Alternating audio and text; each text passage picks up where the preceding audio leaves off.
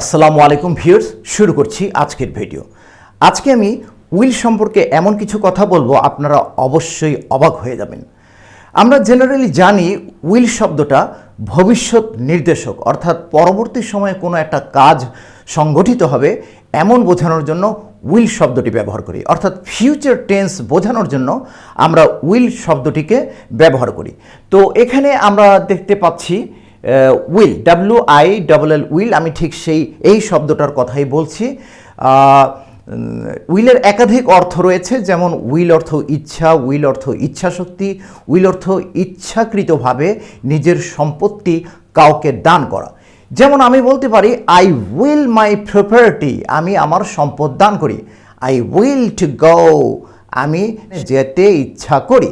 তো এখন আমরা মূল আলোচনায় চলে আসি। যেমন এখানে আমরা সাবজেক্ট, এখানে বিভিন্ন রকমের সাবজেক্ট সেট করা হয়েছে। যেমন মিনা উইল গো, এখানে কিন্তু উইল ইচ্ছা অথবা ইচ্ছা শক্তি এমন কিছু বোঝাবে না, অর্থাৎ উইল এবং গো এই দুটি শব্দ একত্রিত হয়ে একটা নির্দিষ্ট অর্থ প্রকাশ করবে। আমরা জানি গো অর্থ যাওয়া, উইল গো যাবে অথবা যাবেন, এই ধরনের কিছু।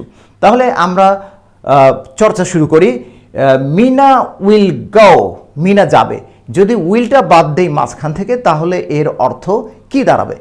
মিনা গোজ যদি বলি, হ্যাঁ, মিনা গোজ, এখানে গো লেখা আছে। যদি প্রেজেন্ট টেন্স আমরা ব্যবহার করি, তাহলে মিনার সাথে যে ভার্বটি রয়েছে তার সাথে ইএস যুক্ত হবে।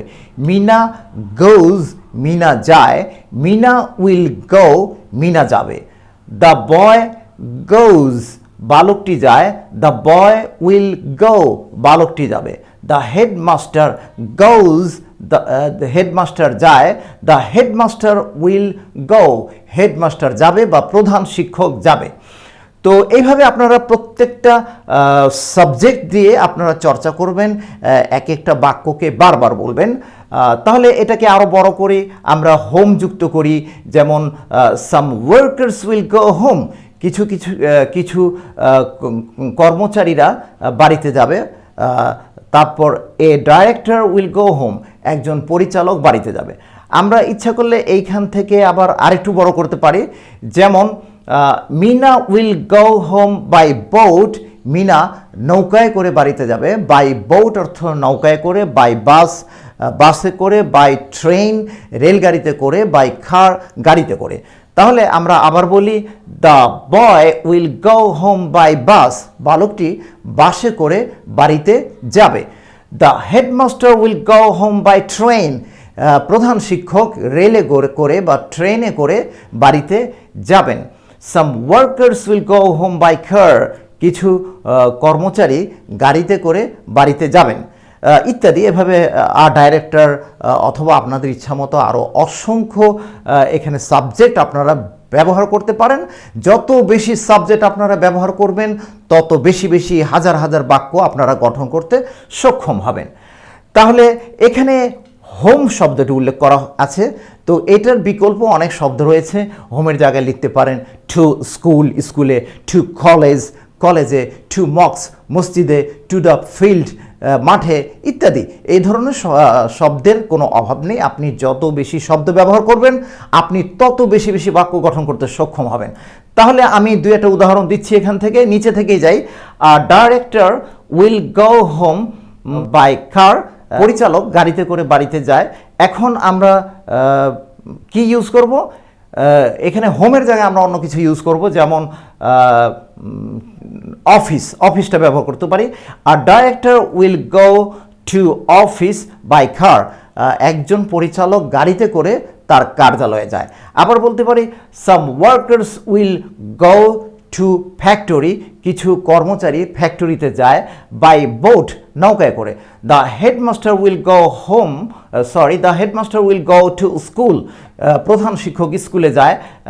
বাই বোট, নৌকায় করে। তো এরকম আমরা অনেক শব্দ ব্যবহার করতে পারবো। এখন আমরা এটাকে প্রশ্নবোধক করি। সাবজেক্টের আগে উইল ব্যবহার করেছি।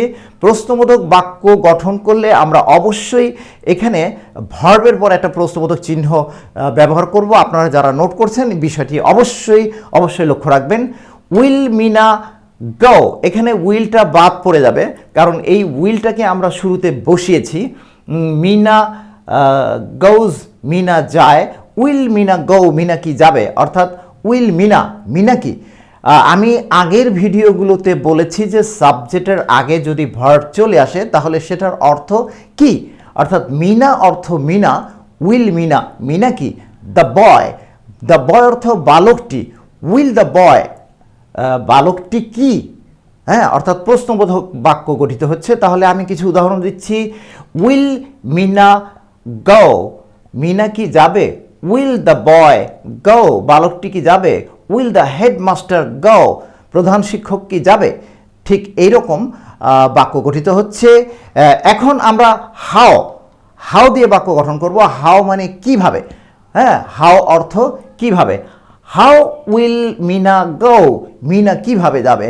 হাউ উইল দ্য বয় গো, বালকটি কিভাবে যাবে। হাউ উইল দ্য হেডমাস্টার গো, প্রধান শিক্ষক কিভাবে যাবেন। হাউ উইল সাম ওয়ার্কার্স গো, কিছু কিছু কর্মীরা কিভাবে যাবে। হাউ উইল ডাইরেক্টর গো, একজন পরিচালক কিভাবে যাবেন।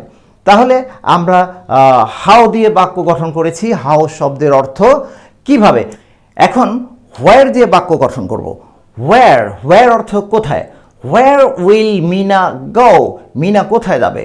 হোয়ার উইল দ্য বয় গো, বালকটি কোথায় যাবে। হোয়ার উইল দ্য হেডমাস্টার গো, প্রধান শিক্ষক কোথায় যাবেন।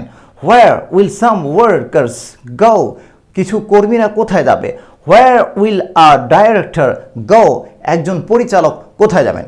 ভিউয়ার্স, আমি আপ্রাণ চেষ্টা করেছি এই ক্ষুদ্র পরিসরে আপনাদের জন্য একটা ভিডিও তৈরি করার জন্য। ভালো লাগলে অবশ্যই লাইক, কমেন্ট, শেয়ার করে আমার পাশে থাকবেন এবং সাবস্ক্রাইব করতে ভুল করবেন না। Good bye.